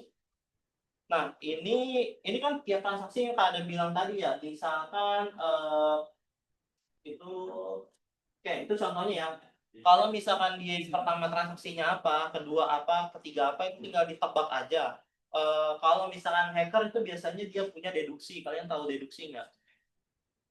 Nggak usah pakai metode apa-apa, dia tinggal mikir aja. Kalian ya sesuai logika kalian aja deh. Misalkan kalian jadi hacker ya, kalian ketemu nih transaksi pertama. Contoh ya, ini kalau misalkan di sini gimana? Pemilik baru namanya Rina, dia dinas di mana? Oke, itu yang pertama ya, namanya Rina ya, dia dinas di mana? Lalu selanjutnya, misalkan di transaksi kedua, ada berkaitan dengan yang berkaitan dengan Rina kayak gitu loh. Perusahaan ini ternyata pemilik dari dinas A. Itu kan ada kaitannya ya. Rina kerja di dinas A. Terus dia di transaksi ketiga ada sebut lagi kalau perusahaan UMKM ini ternyata punya seseorang dari dinas A di divisi ini. Itu kan udah mulai ada kaitannya kan ya. Terus gimana kalau transaksi ketiga ada lagi Rina ternyata lahirnya di Jakarta dan tinggal di contoh di Cipondoh gitu ya. Nah, transaksi keempat itu ada pemberitahuan lagi. Ternyata hackernya dapat lagi nih. Ternyata perusahaan A tadi itu dimiliki seseorang yang tinggal di Cipondoh dan bekerja di perusahaan ini. Kalian udah bisa nebak kan? Ini siapa orangnya? Kayak gitu kan? Itu udah ketahuan karena transaksinya nggak jauh beda jamnya. Itu kalian bisa tebak aja. Oh, ini berarti Rina. Dia nggak usah nge-hack semua data Rina, tapi dia bisa tahu kalau ini Rina. Kenapa dia bisa tahu? Karena dia udah dapat kunci-kuncinya. Rina kerja di PTA. Dia punya perusahaan A. Dia tinggal di Cipondoh. Dia tinggal tebak aja. Oh, jadi yang tinggal di Cipondoh yang punya perusahaan A, ini berarti Rina. Nggak ada lagi yang lain kayak gitu kan. Itu hacker cara kerjanya kayak gitu. Jadi dia sebenarnya nggak bocorin semua, tapi dia ngebaca pola. Pola yang mengarah kerucut ke data kalian. Kayak gitu. Itu namanya deduksi. Jadi kalau misalkan kalian berpikir untuk mengerucut ke sesuatu, itu kalian lagi berpikir secara deduksi logika kalian. Jadi kalian berpikir kalau misalkan kayak tadi Rina dia punya perusahaan di A, terus dia kerja di Jakarta, dia tinggal di Cipondo, ya udah tinggal kalian ringkas aja. Kalau misalkan pemilik perusahaan A ini udah pasti Rina karena pemiliknya orangnya kerjanya di Jakarta. Walaupun datanya kayak puzzle ya, putus-putus gitu loh. Di sisi ini misalkan ini cuma pemberitahuan Rina kerja di PTA. Di sisi ini Rina pemilik perusahaan B, tapi nggak ada nama Rina sih sebenarnya. Dia pemilik perusahaan B, namun dia tinggal di Cipondo dan kerja di Jakarta, kayak gitu. Nah, terus selanjutnya lagi tentang berkaitan dengan Rina, itu tinggal disusun aja sama si hacker semuanya. Oke, ini berarti Rina, kayak gitu. Maka hacker akan coba untuk meretas akun kalian. Itu salah satu contoh untuk meretas namanya itu brute force juga, itu kayak gitu juga. Atau yang berkaitan dengan password kalian. Mungkin kalian pernah ada mengalami peretasan gitu nggak akunnya di sini? Nggak ada ya? Belum ada yang pernah ya? Nah, kalau misalnya peretasan, itu hackers sebenarnya bukan lagi hack data Instagram kalian atau berhasil ngehack database Meta. Itu sulit banget ditembus, tapi dia ngepelajarin pakai deduksi. Kan data kalian suka ada banyak ya di internet ya. Misalkan nih, ketik nama kalian aja udah muncul data kalian kan. Lahirnya di mana, tinggalnya di mana. Nah, dia tinggal nebak aja tuh. Ini biasanya orang kemungkinan passwordnya itu tanggal lahir. Dicoba sama dia kayak gitu, ya kan? Tanggal lahir. Kalau misalkan tanggal lahirnya, oh biasanya depannya huruf besar nih. Paling ditambahin angka kesukaan kalian. Angka-angkanya dari mana? Biasanya dari username kalian. Username kalian misalkan Amel 12 kayak gitu kan. Berarti dia suka 12 kayak gitu. Itu diurutin kayak gitu beneran. Itu hacker tuh biasanya kayak gitu. Passwordnya entar diurutin. Oke, ini 12 ini kenapa dia pakai 12? Karena dia lahir di tanggal 12 kayak gitu. Atau dia mungkin lahir di bulan 12 atau ada yang berkaitan dengan angka 12, entah dia punya kenangan apa di situ, itu dicari semua. Itu namanya deduksi. Dia lagi ngerakit dari puzzle si Amel ini, dia susun ketemu passwordnya kayak gitu. Karena kalau ngehack data Instagram itu nggak mungkin. Itu ada miliaran data, butuh berapa ribu tahun dia bisa ketemu itu. Tapi dia cuma cukup pelajarin Amel itu siapa, kayak gitu aja. Itu hacker kayak gitu. Nah, kalau 4 serangan ke website pemerintah ini udah nggak usah diraguin lagi ya. Hampir setiap minggu kali ya itu pemerintah website itu kena retas terus. Kebocoran data udah nggak perlu diragukan lagi lah. Udah sering bocor ya. Data kita dijual sama Biorka udah sering lah itulah. Nah, jadi solusinya apa kalau misalkan oke, jadi untuk nomor 4 ya kita jelasin apa keadaan jelasin dulu ya serangan ke website pemerintah ini simulasinya ya skenario-nya seperti apa. Biasanya kalau pemerintah itu kenanya via email. Ini untuk PNS ya. Sebenarnya kesalahannya bukan dari kita tapi dari mereka. Mereka itu biasanya gampang banget terkena namanya phishing. Kalian ada yang tahu phishing nggak? Phishing tuh kalian pernah dikirimin email-email iming-imingan apa untuk klik apa? Nggak cuma email sih sebenarnya WhatsApp juga bisa ya. WhatsApp itu bahkan bisa sampai ngirim PDF yang mungkin isinya malware atau phishing atau apa. Tapi kebanyakan phishing tuh diarahin ke website lain. Kalian untuk isi data. Bahkan baru-baru ini itu ada phishing yang mirip Microsoft, tapi sebenarnya tulisannya bukan Microsoft, RN. Iya. Itu kalau orang kagak nggak ngeliatin dengan benar, itu kiranya oh ini email resmi Microsoft. Padahal itu RN, depannya bukan M. Ya R sama N itu ngebentuk M kayak gitu. Jadi dikiranya oh itu Microsoft. Padahal bukan. Itu phishing udah sampai sejauh itu untuk ngambil data Microsoft. Nah, itu kebanyakan kayak gitu. Nah, kalau pemerintah biasanya enggak, bahkan kadang masih ada yang password adminnya 123 kayak gitu. Itu gampang banget diretasnya itu. Biasanya hacker udah nggak pakai lama itu langsung ketebak kayak gitu-gitu. Nggak usah pakai brute force, nggak usah pakai DDoS kayak gitu. Nah, kalau untuk 5 ini strategi ya. Ini turun lagi deh. Kalau 5 ini ada banyak ya sebenarnya ya. Jadi tadi kalau kata Stephen ini dia pengen ngebangun sesuatu kalau untuk di 5 ya strategi pertahanan. Itu kan ada yang namanya salt and pepper ya. Ini bukan makanan ya, bukan garam, bukan kayak gitu. Salt itu maksudnya sebenarnya kalian ketemu salt tiap hari, tapi kalian nggak sadar kalau itu salt. Jadi kan kalian ngetik nih passwordnya. Password kalian itu diketik dengan contoh tanggal lahir dah ya kayak gitu ya. Maka itu nggak langsung mentah-mentah dikirim dengan password ini ke database dicocok-cocokin kayak gitu. Nggak kayak gitu sistemnya.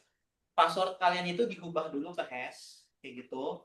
Diubah lagi ke salt. Salt itu isinya hash lagi. Jadi kalian itu ada hash di balik hash di balik hash kayak gitu. Itu biasanya dipakai di Tokopedia, Shopee kayak gitu. Jadinya kalau hacker mau nebak, dia nggak cukup untuk pecahin satu hash doang. Dia harus nebak misalkan 5 hash, 10 hash. Dan aslinya panjang password kalian tuh mungkin bisa lebih dari 256 karakter.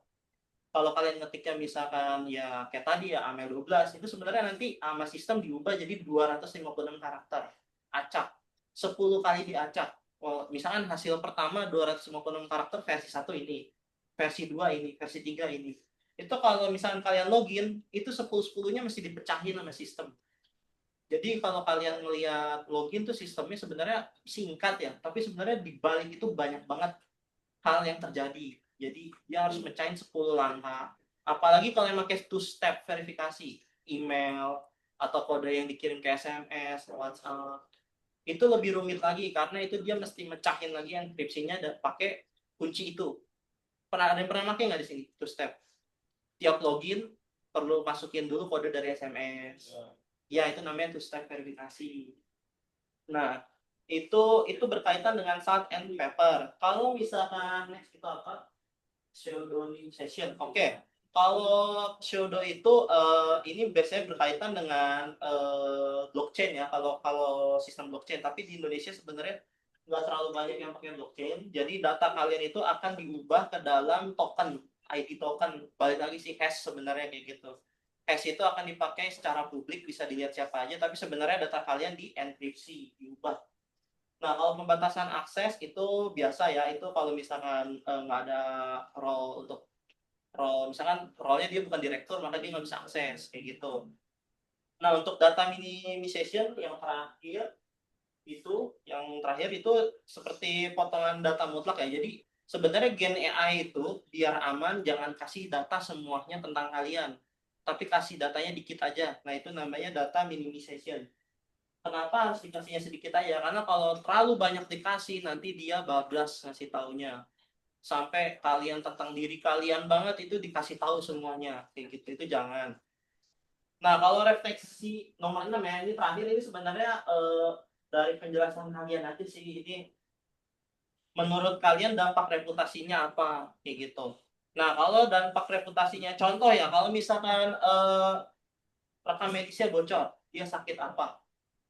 Terus tiba-tiba ya bisa malu, bisa juga dia rasa ngedown gitu loh. Misalkan atau bahkan diri dia sendiri nggak tahu tiba-tiba data medisnya bocor kalau dia punya penyakit yang parah kayak gitu. Itu hidupnya udah gak akan berubah kan? Itu ada dampaknya kayak gitu. Makanya data itu harus dienkripsi. Bahkan kadang pasien sendiri juga nggak tahu dia sakit apa kayak gitu. Yang tahu justru orang tuanya, orang dekatnya. Orang dekatnya malah bocorin. Udah besoknya dia ngedown makin sakit kayak gitu. Itu biasanya kayak gitu. Dan kalau misalkan kepercayaan publik itu yang di bawah ya pemerintah, sebenarnya kalau ini balik lagi ya, ini mau menyerahkan data pribadi atau enggak, tapi biasanya pemerintah ini minta sesuatu seperti foto kalian, foto KTP kayak gitu. Ini balik lagi sih dengan tingkat kepercayaan publik ya. Kalau misalkan ya kalian kan was-was juga ya, data kalian bisa dijual ataupun kalian tiba-tiba pinjol atau apa atas pengetahuan kalian kayak gitu. Kalau tanggung jawab etis ya yang terakhir ya. Nah ini balik lagi sih sebenarnya ini tentang pengamanan yang menurut kalian aja ya, kalau misalkan ada suatu lembaga tiba-tiba datanya bocor itu menurut kalian gimana? Makanya kalau kadang kalian suka ngeliat gak sih ada persetujuan privasi, persetujuan syarat ketentuan kalau website biasanya kalian nggak baca tuh, saya langsung yes kayak gitu ya kan. Padahal kalian nggak tahu data kalian dijual apa enggak. Biasanya ada hubungan dijual tapi kalian nggak baca karena saking panjangnya, skip langsung beli nah kayak gitu ya kan. Nah itu sebenarnya ada, tapi ya kalau misalkan kalian udah setuju ya kalian nggak bisa nuntut kayak gitu. Makanya itu mesti dibaca walaupun kadang panjang kayak gitu. Tapi ya nggak apa-apa, itu balik lagi tentang kalian itu gimana. Oke, dari sini ada yang mau ditanyain dulu nggak? Nanti kalian boleh coba perbaiki lagi. Sepertinya besok baru kalian mulai nilai. Balik lagi ya tadi ya. Itu nggak apa-apa pakai AI, tapi yang penting balik lagi ya tadi promnya yang benar. Kalau kata Dimas promnya yang benar. Promnya yang benar. Oke. Tanya Dimas aja gimana tuh. Oke, ada yang mau ditanyain dulu nggak dari sini? Ini siapa? Oh mau dicek juga? Apa mau maju? Oh enggak. Ya udah nanti dicek. Versi sendiri nih ya, bukan CBT ya. Oke, Mas sendiri. Oke, berarti dari sini mau ada itu nanti quiz yang tadi. Iya. Sebelum kita tutup ada quizzes ya tentang materi yang tadi dibahas sama Steven.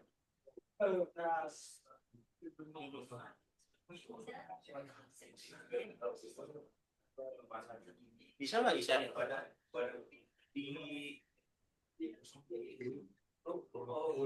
oh iya beres kelihatan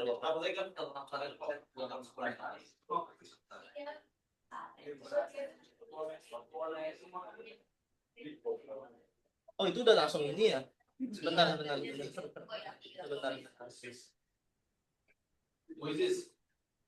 betul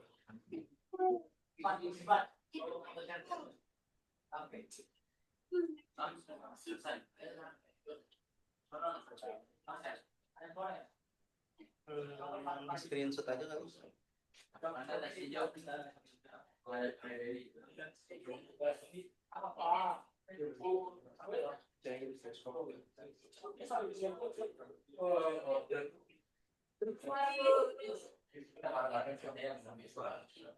Oke, join tuh ya. Itu udah dikirim di headshot.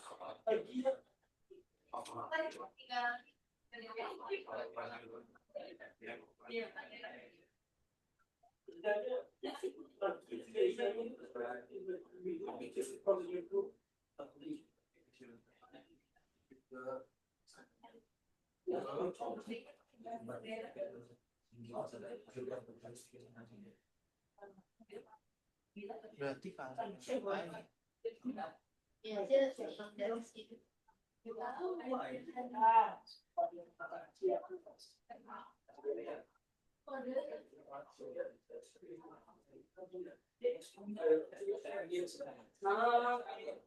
Jadi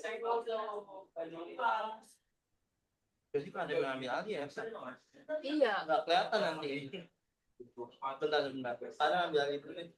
Langsung ngambil.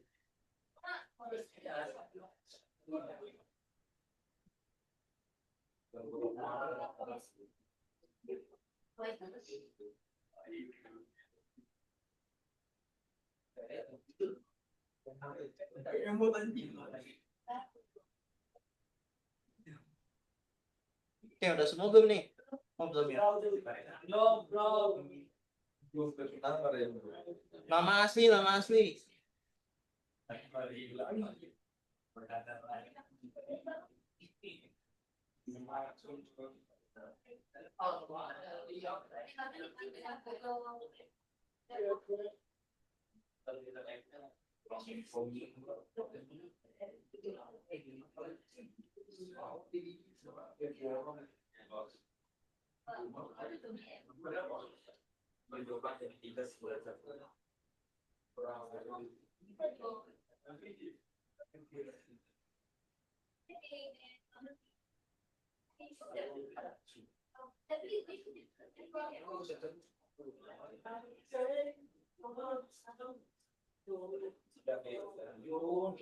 Udah belum?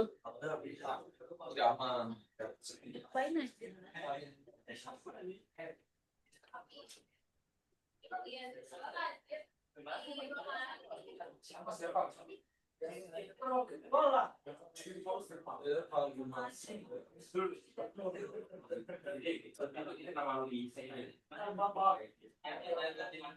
Udah join semua udah.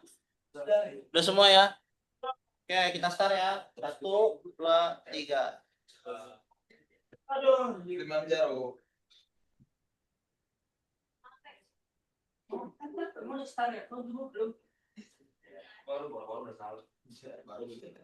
Baru jawab udah salah. Emang belum mulai? Saya belum bang.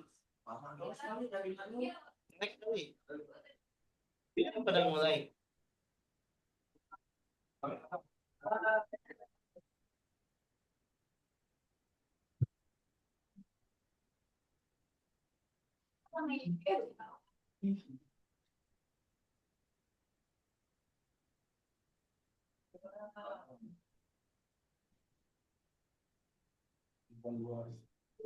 Ini dana hitam. Tapi itu satu ya.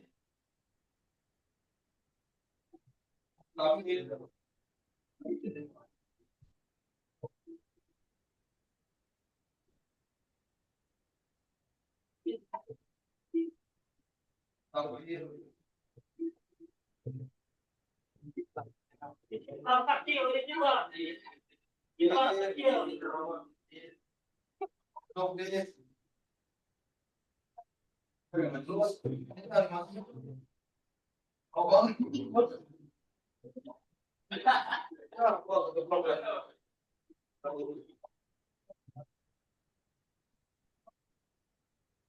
Ada yang mau nyampe tuh. Siapa Salman? Ini Salman udah semua tuh.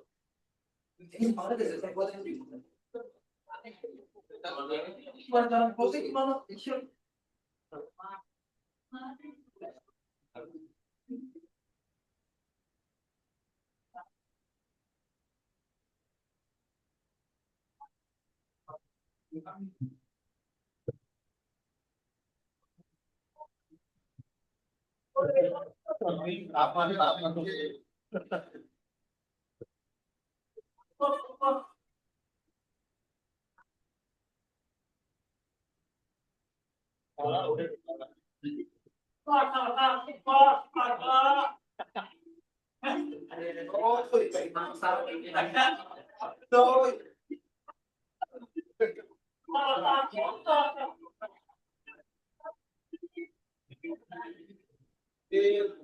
Udah nih, udah semua belum?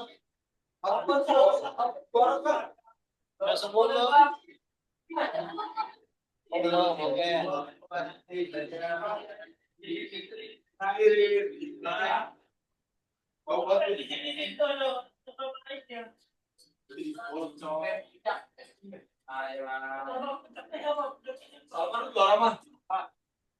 Kapan ini juara?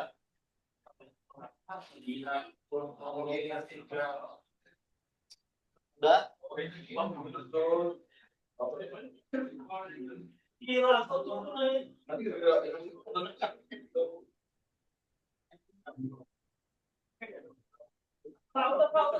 Udah nih ya. Udah nih selesai nih ya. Oke, kita ya.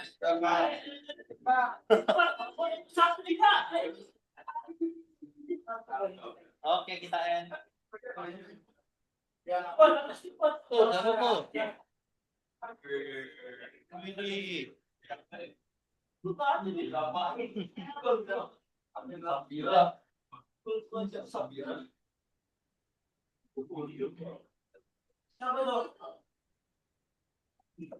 Siapa nih? Safira yang pertama nih. Safira, Shola sama Salman. di nomor 11 Nomor berapa? Si Steven nomor 11 itu pada dari lu sih, Ben. salah satu Ini merah semua sih aku nggak tahu. Oh, oke. Oke, kita foto ya sebelum kita tutup kelasnya. Jangan lupa ya untuk diperbarui. Kalau mau diperbarui silakan. Kalau enggak ya udah. Oke, kita foto dulu ya. Waduh, siapa yang foto nih? sakit isinya bentak doang. Tidaknya udah pernah mesti detik, tidaknya udah pernah menduduki. Gue juga gak nyangka kalau detik kayak gitu langsung. Bisa oh kan bisa kasih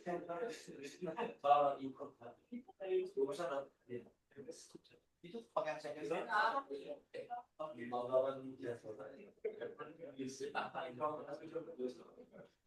Perwakilan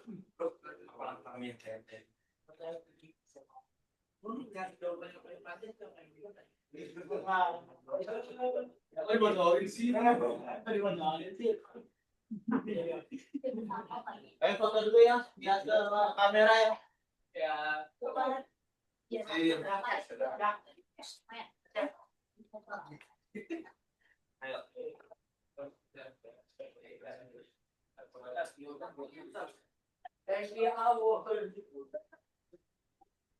Tiga, dua, satu, lagi. Tiga, dua, satu. Nah, itu guys. Oke, thank you guys.